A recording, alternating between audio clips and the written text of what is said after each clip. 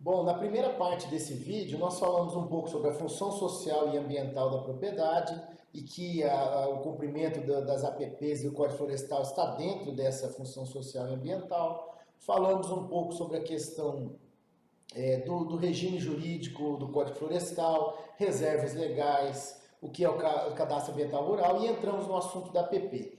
Trouxe lá que são duas situações, APPs decorrentes da lei e de criação de ato administrativo, e também falamos um pouco sobre os casos de supressão que são permitidos, que é utilidade pública, interesse social e baixo impacto.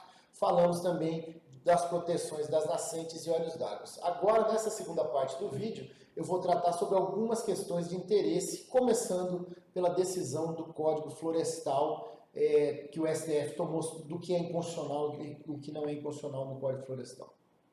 Bom, o STF se debruçou sobre a questão da constitucionalidade ou não do Código Florestal, especialmente na ADIM 4.903 e na Ação Declaratória de Constitucionalidade número 42. E alguns pontos importantes eu quis trazer para vocês. O primeiro, quando ele decidiu sobre o que é utilidade pública para fins de supressão nas APPs, ele entendeu inconstitucional as expressões gestão de resíduos e instalações necessárias à realização de competições esportivas estaduais, nacionais ou internacionais. Ou seja, o STF entendeu que eu não posso determinar uma supressão de uma mata ciliar, por exemplo, para instalar uma unidade de gestão de resíduos, um aterro sanitário, ou para instalar um estádio de futebol, ou qualquer coisa nesse sentido.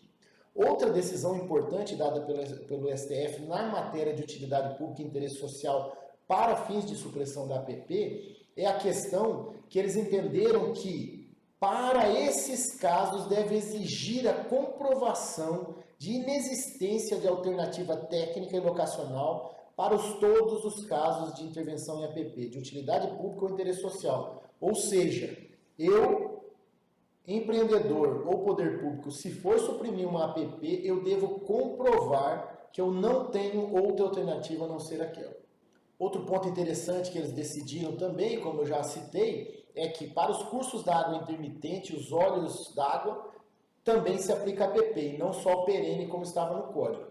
E também, quando o artigo lá 59, parágrafo 4º, ele previu uma hipótese de suspensão das multas até a regularização dos imóveis. O STF entendeu que nesses casos fica suspensa a prescrição administrativa dessas multas e também dos outros ilícitos ambientais nesses casos. Por último, o STF decidiu, ao interpretar o artigo 59, parágrafo 4º, que é a impossibilidade de multas aos proprietários que estejam se regularizando, e também o 60, parágrafo 1º, na questão criminal, que para todos eles se aplicam, enquanto estiver suspensa a possibilidade de multa e de crimes ambientais, fica suspensa também a prescrição. Bom, já falei então da decisão do STF, vou trazer outros pontos interessantes de jurisprudência que incidem sobre a questão das APPs e do novo Código Florestal. Um primeiro deles é o caso do TJ daqui do Mato Grosso do Sul, TJMS, que deixou bem claro que qualquer construção a partir de 2008 que considera a área não consolidada deve ser demolidas quando houver intervenção em APP. Outro ponto interessante naquela diferenciação entre as APPs criadas pela lei, diretamente lá pelo artigo 4º, ou as APPs criadas por ato administrativo, é que o STJ já reconheceu que não cabe indenização das APPs decorrentes da lei. Ele entende que é uma limitação administrativa que se opera a todas as propriedades, é inerente à propriedade e, portanto, não cabe indenização. Mas as indenizações, as APPs criadas por ato administrativo, essas sim podem gerar indenização, porque ela cria um ônus específico para aquele imóvel ou para aqueles grupos de imóveis. Então o TJ de Santa Catarina já deu decisão nesse sentido, que por onerar a propriedade, quase esvaziando o seu conteúdo, cabe sim indenização dessas APPs administrativas.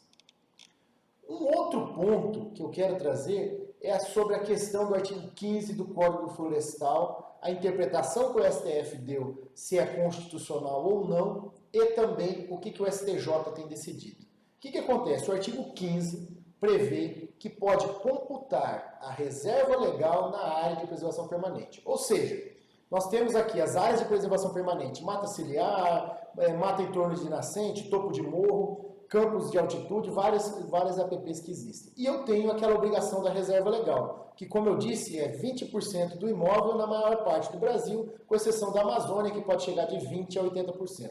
Bom, vamos imaginar um imóvel em qualquer parte do Brasil fora da Amazônia, esse imóvel teria que ter 20% de reserva legal. Além disso, ele tem lá um curso d'água dentro que tem 10 hectares de APP.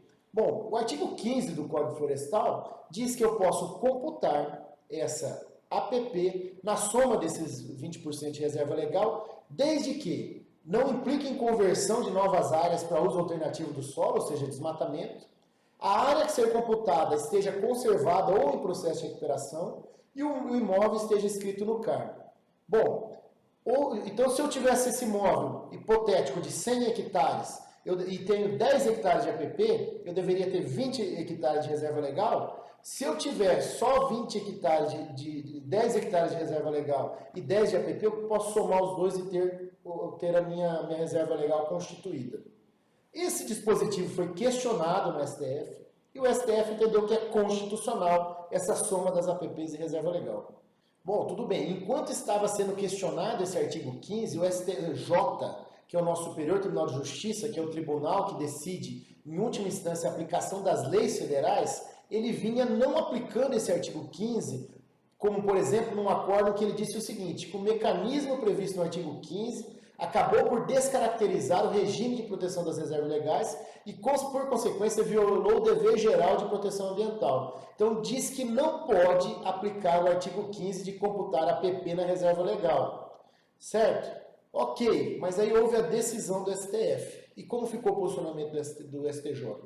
O STJ, no recurso especial 1646-193 de São Paulo, que foi julgado depois do julgamento do STF, foi julgado numa ação civil pública que foi proposta depois da aplicação do novo Código Florestal, porque antes o STF estava decidindo o seguinte, que nas ações propostas antes do novo Código Florestal, aplicava o princípio do tempo rege o ato, ou seja, que aquelas ações não aplicavam no novo Código Florestal. Assim também como nos termos de ajustamento de conduta, que é aquele acordo que o Ministério Público ou a administração faz com a parte para regularizar. Na vigência do Código Florestal anterior não aplicava esse artigo 15. Ótimo, mas nesse caso que eu estou citando, veio o STJ e decidiu o seguinte, que o artigo 15 não pode retroagir para os danos ambientais ocorridos.